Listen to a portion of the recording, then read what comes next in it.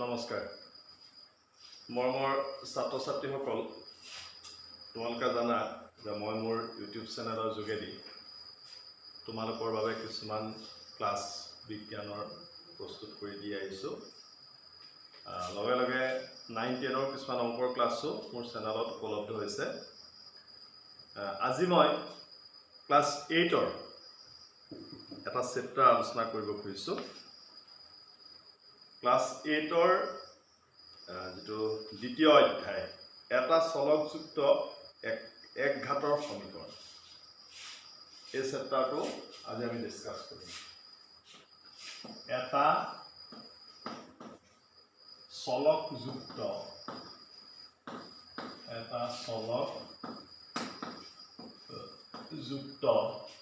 এক ঘাতৰ সমীকৰণ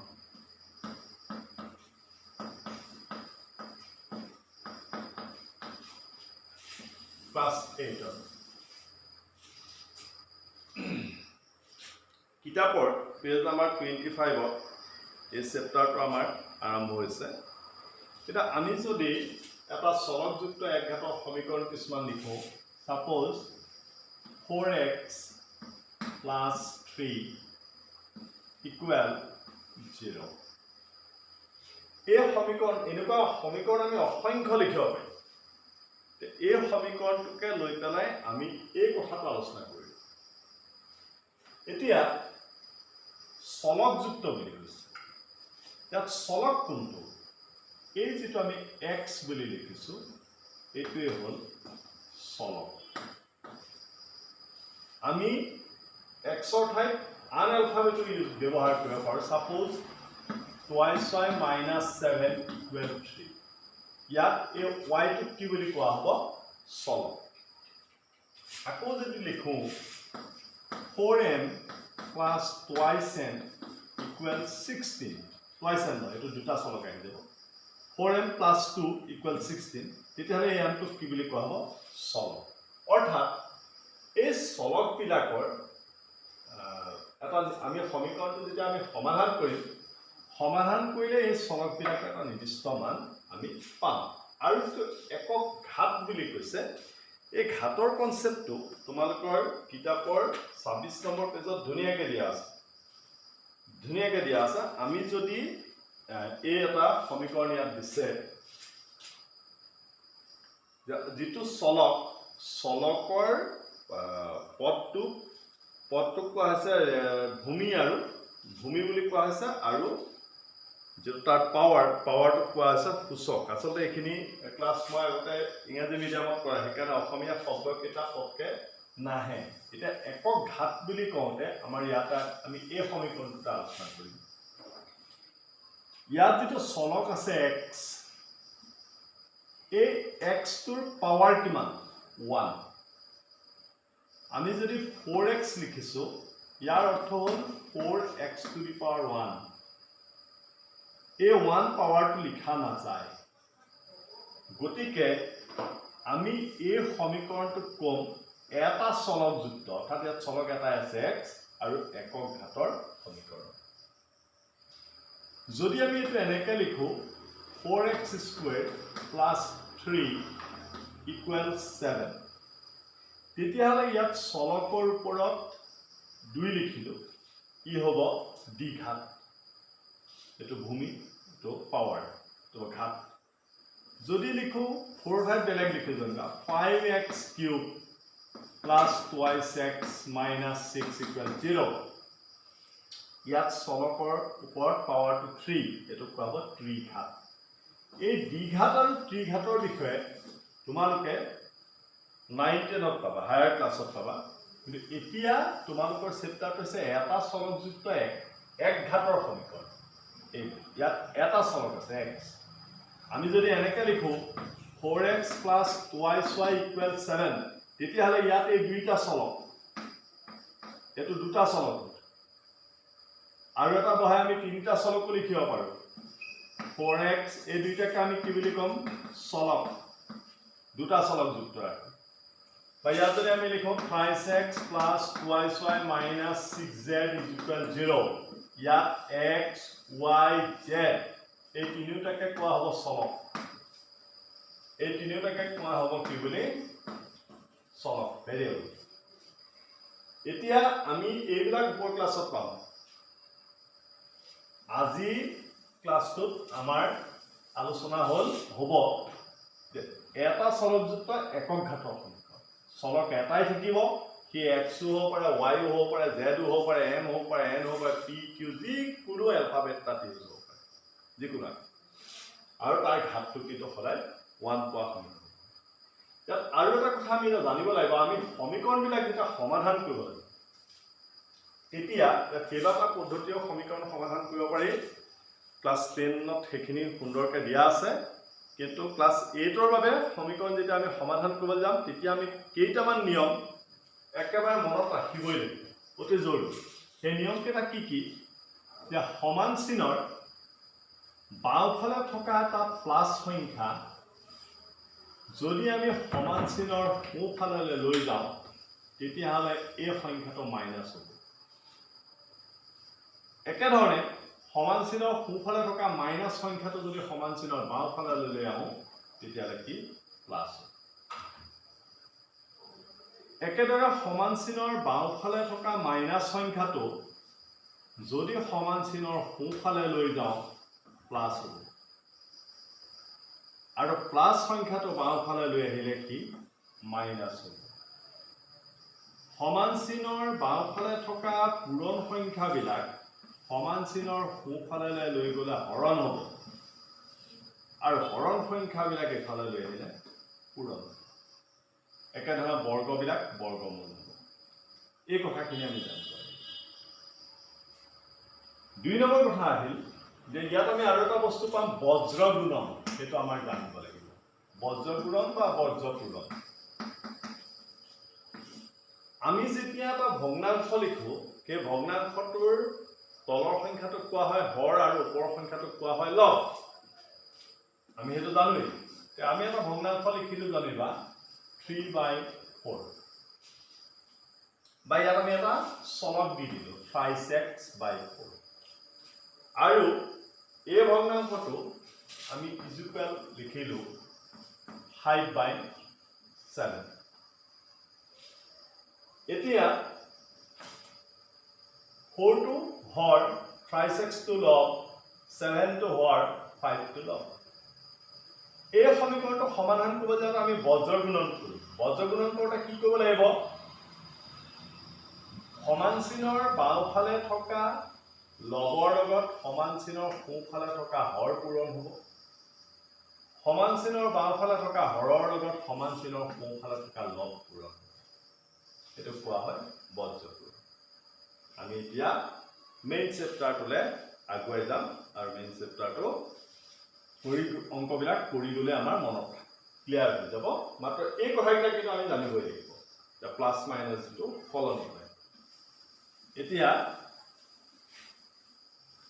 আমি চেপ্টাৰটোৰ অংকলৈ যাম ইয়াত কিছুমান উদাহৰণ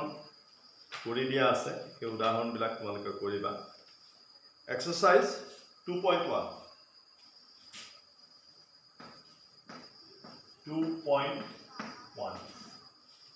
8 আমাক তলত দিয়া সমীকৰণবিলাক সমাধান কৰা আমি পুনে পুনে আনসাৰ কৰিম 1 নম্বৰ 4x + 5 4x + 5 = 21 আমি বিভিন্ন মেথডত কৰিব পাৰো এতিয়া +5 টো এফাল লৈ গ'লে -5 হ'ব এইটো মেথডতো যাব পাৰো কিন্তু আমাৰ কিতাপৰ উদাহৰণত কিছুমান অংক কৰি দিয়া আছে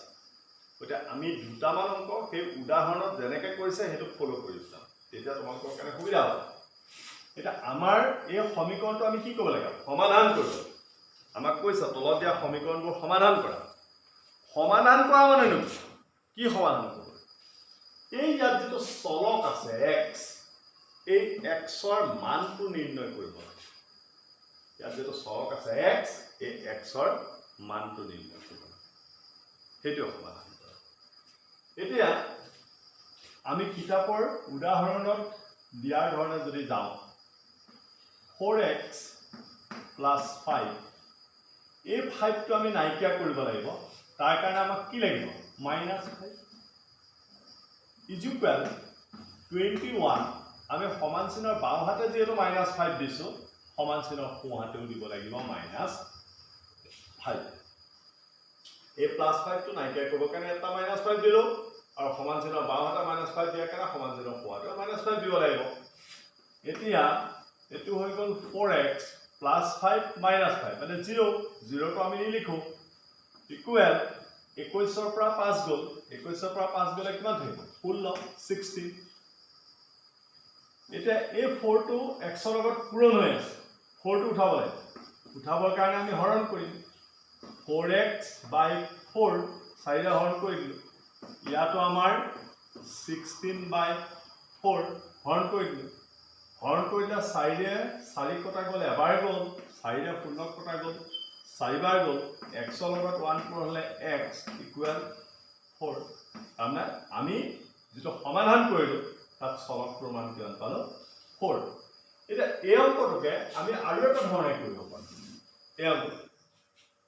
আৰু এটা ধৰণে কৰিব পাৰো ঠিকানা মই লিখিছো বা অৰ কুৱেশ্যনটো দিয়া আছে 4x plus 5 equal 21 এতিয়া অলপ আগত আমি কৈছিলো মই দুই ধৰণৰ অংকটো ৰিভাইজ কৰি দিম অলপ আগত আমি কৈছিলো যে সমীকৰণত কি হয় যে সমান চিনৰ বাওফালে থকা প্লাস সংখ্যাবোৰ সোঁফালে গলে মাইনাস হয় মাইনাস বিলাক প্লাস হয় ইনটু বিলাক ডিভাইড হয় ডিভাইড বিলাক ইনটু হয় এতিয়া সেই কথাটো যদি আমি ইয়াত প্ৰয়োগ কৰি দিও তেতিয়ালে কি হ'ব এটো হ'ল 4x ইকুৱেল 21 plus 5 টো সমান চিনৰ বাও হাতে আছে সোঁফালে লৈ আহিলো -5 তেতিয়া এটো 4x ইকুৱেল 21 ৰ পৰা 5 গলে 16 তাৰমানে x ইকুৱেল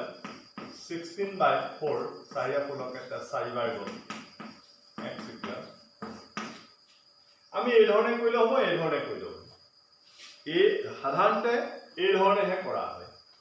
9th লেভেলত কিন্তু এটো আমাৰ এই মেথডটো কিতাপখনত এক্সাম্পলত দিয়া আছে সেইকাৰণে মই মেথডটো ইগনোৰ কৰা নাই এটা চাবা মই কেনেকৈ কৰিলো দুইটা অংক কেনেকৈ কৰিলো ৰিভিউ কৰিছো তাৰ আগত কৈছো সমাধান কৰা মানে কি যে তাত যেটো অজ্ঞাত ৰাশি অৰ্থাৎ চলক থাকে এই চলকটোৰ মান নিৰ্ণয় কৰিব লাগে 4x plus 5 equal 21 এই 5 টো নাইকিয়া কৰিব লাগে plus 5 টো নাইকিয়া কৰিবৰ কাৰণে আমি সমান চিনৰ বাও হাতে কি দিলো -5 যেটো সমান চিনৰ বাও হাতে -5 দিলো সমান চিনৰ সোঁ হাতে -5 দিব লাগিব কাৰণ আমাৰ সমীকৰণটো এই যে ইকুৱেল চিনটো দিয়া আছে ইয়াৰ অৰ্থ কি ইকুৱেল টু যে চিনটো যে দিয়া আছে ইয়াৰ অৰ্থ কি ইজ ইকুৱেল ইজ মানে হয় ইকুৱেল মানে সমান তাৰ মানে এই চিনটোৰ বাও ফালৰ খিনিৰ লগত এই চিনটোৰ সোঁ ফালৰ খিনি সমান বাও পক্ষৰ মান সোঁ পক্ষৰ মান সদায় সমান এখানে ইকুৱেল বুলি এখানে আমি ইকুৱেল চিনটোৰ বাও ফালে যেটো -5 দিলো সোঁ ফালেও -5 নাইবা এই সমান হৈ থকা যেটো কথা বেলেন্সিংটো একুৰেট নহব এতিয়া +5 -5 কেনসেল গল ইয়াত থাকিল 4x 21 পৰা 5 গলে 16 হল আকৌ 4 টো উঠাব লাগিব 4 টো x লগত পূৰ্ণ হৈ আছে গতিকে 4 আমি হৰণ কৰি দিলো যেটো সমান চিনৰ বাও হাতত 4 হৰণ কৰিছো সোঁ হাতত 4 হৰণ কৰিলো 4 কটা গল এবাৰ গল 4 16 4 বাৰ গল x 4 এই মেথডটো কিতাপত দিয়া আছে এক্সাম্পল আৰু জেনেৰেলি আমি এই মেথডত কৰো 4x plus 5 equal 21 4x is equal plus 5 to সমান চিনৰ সোঁ হাতে লৈ গলো 21 minus 5 21 ৰ পৰা 5 গলে 16 থাকিলা that is 4x equal 16 4 টো পূৰণ হৈ আছে ইফালে গলে হৰণ হ'ব x equal 16 by 4 4 4 গল ফুল যিকোনো এটা মেথডত কৰিলেই হ'ব এবাৰ আমি 2 3 টো নকৰো তোমালোকৰ আগত 2 নম্বৰ 3 আমি 4 নম্বৰ কোৱেশ্চন টো লওঁ তেতিয়া আমাৰ অলপ সুবিধা হ'ব 4 নম্বৰ কোৱেশ্চন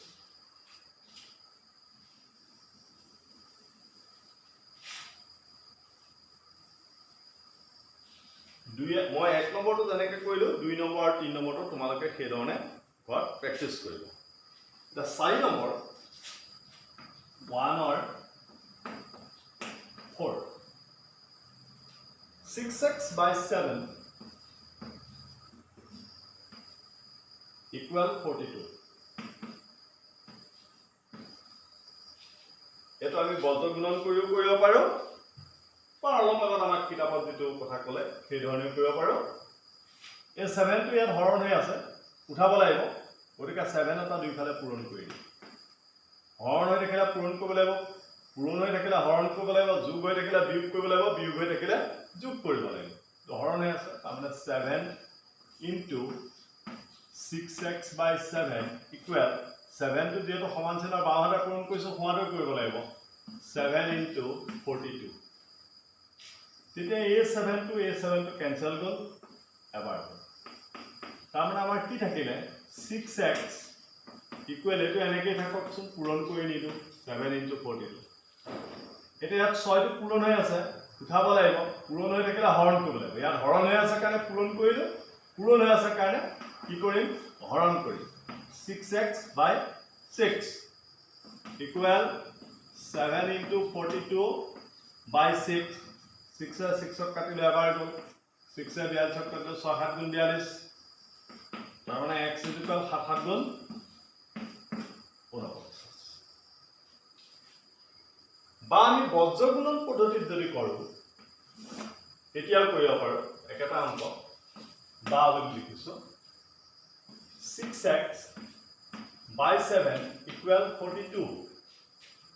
এতিয়া 42 মানে 42 তলত হৰ কিমান আছে 1 তাৰমানে হেতু লাগিলে মই এখাৰি বেছিকে কৰিছো 6x by 7 equal এটো কি হ'ব 42 by 1 তা অলপ আগত মই কৈছি যে বজ্ৰ পূৰণ হবে ইয়াৰ লগত এটো পূৰণ হ'ব আৰু ইয়াৰ লগত এটো পূৰণ হ'ব এটো কি বজ্ৰ পূৰণ বা বজ্ৰ গুণন মই বুজাবৰ কাৰণে কাৰচিন বিলাক দিছো ইয়াত লিখিছো তোমালোকে অংকটো যদি এই ধৰণে কৰা কাৰচিন বিলাক দিব নালাগে এতিয়া 6x ৰ লগত 1 পূৰণ হলে 6x আৰু ইয়াৰ লগত এটো পূৰণ হলে 42 into 7 ultimately x equal পূৰণ হৈ আছে এফালে গলে হৰণ হ'ব 42 into 7 by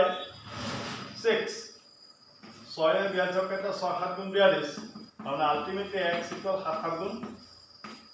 49 চলকৰ মানটো একে ওলাব বেলেগ ওলাব নোৱাৰে কিন্তু মেথডটো দুটা বেলেগ মেথডত কৰিছো মেথডটো মই আকৌ বুজাই দিছো ইয়াতে 7 টো 7 এ 6x ক হৰণ হৈ আছে গতিকে 7 এটা আমি সমান চিহ্ন দুইফালে পূৰণ কৰিম হৰণ থাকিলে পূৰণ কৰিম পূৰণ থাকিলে হৰণ কৰিম যোগ থাকিলে বিয়োগ কৰিম বিয়োগ থাকিলে যোগ কৰিম তে হৰণ হৈ আছে কাৰণে পূৰণ কৰিম দুইফালে এটো 7 এটো 7 7 এ 7 ক কেনসেল গল এবাৰ 6x এটো হৈ গল 7 into 42 এটা 6 টো ইয়াত পূৰণ হৈ আছে পূৰণ হৈ থকা কাৰণে হৰণ কৰিম ইয়াকো 6 ৰে হৰণ কৰিলে ইয়াকো 6 ৰে হৰণ কৰিম 6 6 কেনসেল গল এবাৰ 6 এ 42 ক কাটি দিলো 6 7 গুণ 42 তাৰমানে ইয়াত থাকিলে x ইয়াত হ'ল 7 7 গুণ 49 আকৌ যদি আমি এনেকে কৰো তেতিয়ালে কি হ'ব বজ্ৰ পূৰণ কৰিছো 42 ত মই কোৱা আছে আমি এনেকে যেতিয়া কৰিম ওপৰ ক্লাছত 9 10 ত কৰিম তেতিয়া কিন্তু এই লাইনটো আমি নকৰো দেই এই লাইনটো আমি নকৰো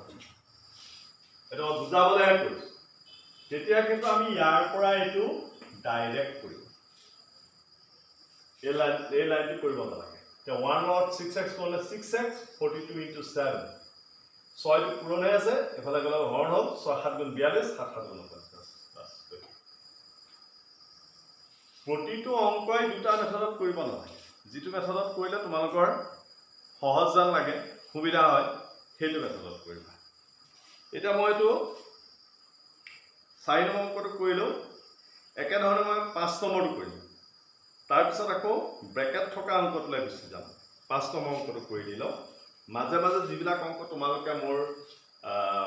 ভাব হৈছে মানে অকমান সুবিধা পাব পাৰা যদি আমাৰ স্কুল বিলাক খোলা থাকিলে ক্লাস বিলাক কন্টিনিউ হৈ থাকিলে তেতিয়া কথা নাছিল কিন্তু ক্লাস বিলাক যেটো বন্ধ হৈ আছে ঘৰত ল'ৰা-ছোৱালীয়ে কিমান কেনেকা পঢ়া-শুনা কৰিছে এটো কিছু সন্দেহ হয় এই কাৰণে মই ইয়াৰ পৰা বাছি যিকিটা অংক তোমালোকে অসুবিধা পাবা বুলি মনটো ভাবিছো সেইকেইটা অংকহে মই ইয়াত ডিছকাছ কৰিম কিন্তু তোমালোকে মই কৰি দিয়া অংকবিলাক লোৱাৰ পিছত নিজে সমানে ঘৰত প্ৰেক্টিছ কৰিব লাগিব নিজে যদি ঘৰত নকৰা তেতিয়া কিন্তু নহ'ব 1 or 5 to 1 or 5 6y by 11 equal 54 by 99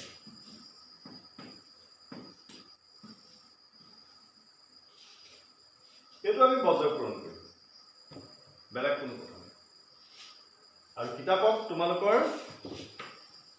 এইটো বজ্ৰ এইটো পেজ নাম্বাৰ 34 তে বজ্ৰ গুণন প্ৰক্ৰিয়াৰ ব্যৱহাৰ বুলি দিয়াই আছে বজ্ৰ গুণন তোমালোকক শিকিবলৈ কৈছে এতিয়া 6y ইয়াত চলক y 6y লগত 99 পূৰণ হ'ব 6y into 99 equal 54 লগত 11 পূৰণ হ'ব 54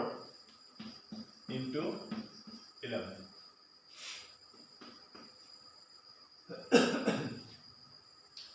ই পূৰণ হৈ আছে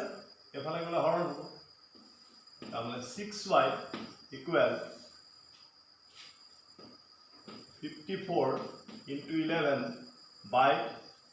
99 11 কাটি দিলো 11 গুণ 11 9 11 99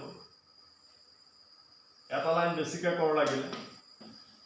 6y একা ঠাইতে কটাকটি নকৰো ওপৰত থাকিলে 54 তলত থাকিলে 9 9 ৰে একাটলা 9 6 গুণ 54 তাৰ মানে 6y equal 6 মই দীঘলীয়াকৈ কৈছো অংকটো এইটো লাইন নকৰিলেও হয় এইটো লাইন নকৰিলেও হয় ডাইৰেক্ট কৰিব পাৰি ইয়াতে কাটিব পাৰি কিন্তু বুজাবৰ কাৰণে y equal 6 এটো 6 পূৰণ হৈ আছে এটা এটা হৰণ হ'ব এবাৰ যাব তাৰমানে আলটিমেটলি y equal কিমান হ'ব 1 এটো 5 নম্বৰ অংকটো কেনে ধৰণে কৰিলো আমি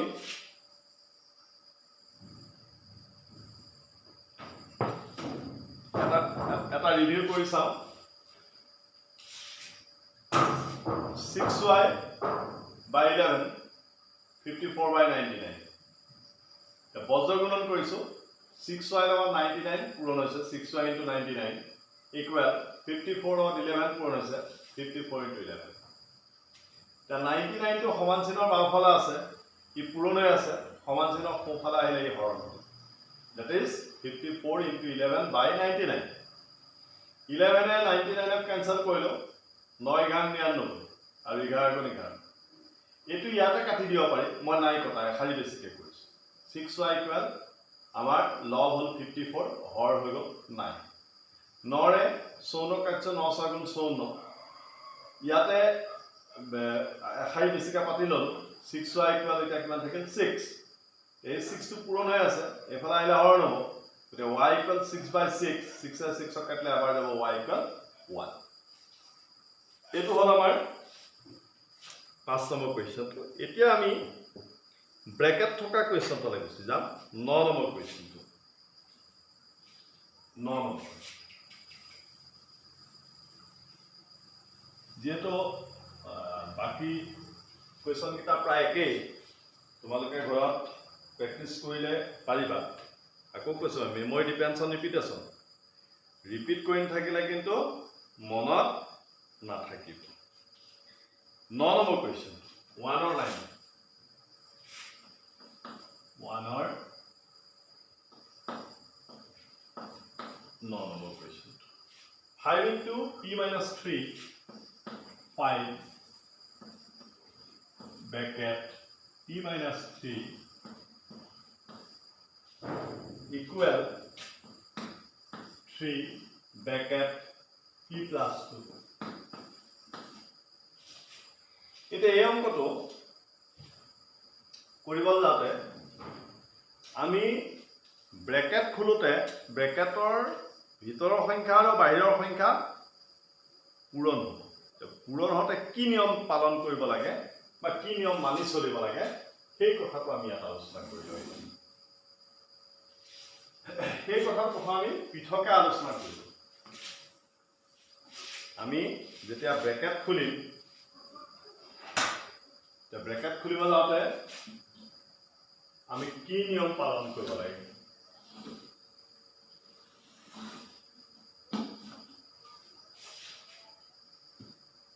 চাই যাবা আমি এটা ৰাশি ধৰি ললো সে 6 into x minus 4 যেতিয়া আমি দুটা সংখ্যা পূৰণ কৰিম যদি এটা প্লাস সংখ্যাৰ লগত এটো তলত লিখো বেলেগে মই যাৰ কোন সৰু হ'ব এই কথাটো বা এইটো পিছত আমি নিয়মটো কৈ লওঁ যদি এটা প্লাস সংখ্যাৰ লগত এটা প্লাস সংখ্যা পূৰণ হয় তাৰ ৰিজাল্টটো প্লাস হ'ব যদি এটা প্লাস সংখ্যাৰ লগত এটা মাইনাস সংখ্যা পূৰণ হয় তেতিয়া হলে তাৰ ৰিজাল্টটো মাইনাস হ'ব যদি এটা মাইনাস সংখ্যাৰ লগত এটা প্লাস সংখ্যা পূৰণ হয় তেতিয়াও তাৰ ৰিজাল্টটো মাইনাস হ'ব আৰু যদি এটা মাইনাস সংখ্যাৰ লগত এটা মাইনাস সংখ্যা পূৰণ হয় তেতিয়াহলে তাৰ ৰিজাল্টটো কিন্তু plus plus into plus plus plus into minus minus minus into plus minus minus into minus plus এটা আমি মনত ৰাখিব লাগিব এতিয়া এটা 6x 6 into 4x minus 3 এই ব্ৰেকেটটো খুলি যেতিয়া আমি পূৰণ কৰিম পূৰণ কৰিব যাওঁতে প্ৰথম 6 ৰ লগত 4x পূৰণ হ'ব এটো প্লাস সংখ্যা এটো প্লাস সংখ্যা প্লাসে প্লাসে প্লাস প্লাস হলে আমি যোগ চিহ্নটো লিখিব নালাগে একো চিহ্ন নথকা মানে কি প্লাস সংখ্যা 6 4 গুণ 24x ইয়াৰ পিছৰ স্টেপত ইয়াৰ লগত 3 টো পূৰণ হ'ব প্লাসে মাইনাসে মাইনাস 6 3 গুণ 18 গতি ইয়াত এইটো বস্তু ব্যৱহাৰ হ'ল এই নীতিটো ইয়াত ব্যৱহাৰ হৈছে দুটা প্লাস সংখ্যা পূৰণ হৈছে প্লাসে প্লাসে প্লাস প্লাসে প্লাসে প্লাস মই কৈছো যে প্লাস হলে লিখিব নালাগে যোগ চিহ্নটো দিব নালাগে 6 4 গুণ 24x প্লাসে মাইনাসে মাইনাস এটো প্লাসে মাইনাসে মাইনাস 18 6 3 18 এই কথাটো আমি আগত শিকি লব লাগিব এটো কনসেপ্ট আমাৰ ক্লিয়াৰ থাকিব লাগে তেতিয়াহে আমি এই অংকটো ঠিক কৰিব পাৰিম এই অংকটো আমি গুছি যাওঁতে 5 ৰ লগত p পূৰণ হ'ব 5p প্লাস মাইনাসে মাইনাস 5 3 গুণ 15 ইজ ইকুয়াল 3 ৰ লগত p পূৰণ হ'ব 5p প্লাসে প্লাসে প্লাস 3 দুগুণে 6 এতিয়া এটো হল 5p এই 5p টো ই সমান চিহ্ন সোঁহাতে আছে ই যোগ সংখ্যা ইয়াক আমি সমান চিহ্ন বাওঁ হাতে লৈ আহিম কাৰণ 5p লগত 5p টো সদৃশ পদ একে পদ গতিকে সমান চিহ্ন সোঁহাতে থকা 5p টো এটা সমান চিহ্ন বাওঁ হাতে লৈ আহিম ই প্লাস সংখ্যা এফালে আহিলে হৈ যাব মাইনাস ইকুৱেল 6 to plus সংখ্যা এই প্লাস চিহ্নটো ইয়াত দিব নালাগে যেটো আৰম্ভণিতে লিখিম 6 একেদৰে -15 টো সমান চিহ্নৰ বাওঁহাতে আছিল এই সমান চিহ্নৰ সোঁহাতে গুচি গলে ই হৈ যাব +15 এতিয়া 5p - 5p হলে কিমান হ'ব twice p আৰু এই দুটা যোগ কৰিলে কিমান হ'ব 16 ৰ পাছে 21 তাৰ মানে p equal এতিয়া এক দুইটো পূৰণ হৈ আছে এফালে গলে হৰণ হ'ব 21/2 আৰু এটো আমি সমষ্টিত লৈ যাওঁ সমষ্টিত লৈ গলে 21 ক 2 ৰে হৰণ কৰিলে 2 * 20 এক থাকিলে তাৰ মানে 10 সমস্ত দুভাগৰ 1 2 * 20 21 আমি এবাৰ ৰিভিউ কৰিছো কি ধৰণে আমি অংকটো কৰিলো এটা ৰিভিউ কৰো আমাক কোৱেশ্চনটো দিয়া আছিল 5 * p - 3 = 3 * p + 2 5 ৰ লগত ব্ৰেকেট খুলিছো 5 ৰ লগত p পূৰণ হৈছে 5p প্লাস মাইনাস মাইনাস 5 ৰ লগত 3 পূৰণ হৈছে 5 3 গুণ 15 ইজ ইকুৱেল 3 লগত p পূৰণ হ'ল 3p প্লাছ এ প্লাছ 3 দুগুণে 6 5p সমান চিহ্ন সোঁফালে থকা 3p টো সমান চিহ্ন বাওঁফালে লৈ আহিলো প্লাছ 3p টো মাইনাছ হৈ গ'ল ইজ ইকুৱেল 6 minus 15 টো সমান চিহ্ন সোঁফালে লৈ গ'লো প্লাছ 15 হ'ল 5p পৰা 5p গ'লে twice p 16 পাছে 21 2 টো পূৰণ হৈ আছে এফালে গ'লে হৰণ 21/2 আৰু তাক নিশ্চয় ভগ্নাংশলৈ লৈ গ'লে p ইকুৱেল 10 সমস্ত দুভাগৰ 1 এতিয়া আমি এই ধৰণে সমাধানৰ অংকবিলাক কৰি যাব পাৰিম ইয়াৰ পিছত আমাৰ এইটো যিকিটা কোৱেশ্চন দিয়া আছে তোমালোকে বাকি কোৱেশ্চন কিটা ঘৰত প্ৰেক্টিস কৰিবা ইয়াত 2.1 ৰ 1 নম্বৰত 12টা কোৱেশ্চন দিয়া আছিল মই কেইটামান কৰি দিলো বাকি কিটা একে পদ্ধতিত কৰিব লাগিব 2 নম্বৰত দিয়া আছে তলৰ প্ৰত্যেকটো সমীকৰণৰ লগত চলকৰ কিছুমান মান দিয়া আছে এই মানবোৰৰ কোনটো মান সমীকৰণৰ সমাধান হ'ব নিৰ্ণয় কৰা এইটো কোৱেশ্চন আমি নেক্সট ক্লাছত কৰিম আজি কৰা নহব যিকি নহওক আজি ক্লাছটো মই ইমানটা সামৰিছো এইখিনি মই কৈ থওঁ যে মোৰ ইউটিউব চেনেলটোত ক্লাছ 8 ৰ কাৰণে সায়েন্সৰ ক্লাছ কিছুমান আপলোড কৰা আছে তোমালোকে সেইখিনিও চাবা আৰু কিছুমান মোৰ কৰিবলগীয়া আছে এইখিনিও কৰিম আজিৰ পৰা মই ম্যাথমেটিক্সৰ ক্লাছ আপলোড কৰাৰ ব্যৱস্থা লৈছো আশা ৰাখিছো যে মোৰ এই ক্লাছবিলাকৰ যোগেদি তোমালোক উপকৃত হ'বা আৰু যদি উপকৃত হৈছো বুলি ভাবা তেতিয়ালে তোমালোকে মোৰ চেনেলটো সাবস্ক্ৰাইব কৰিবা লাইক কৰিবা থ্যাংক ইউ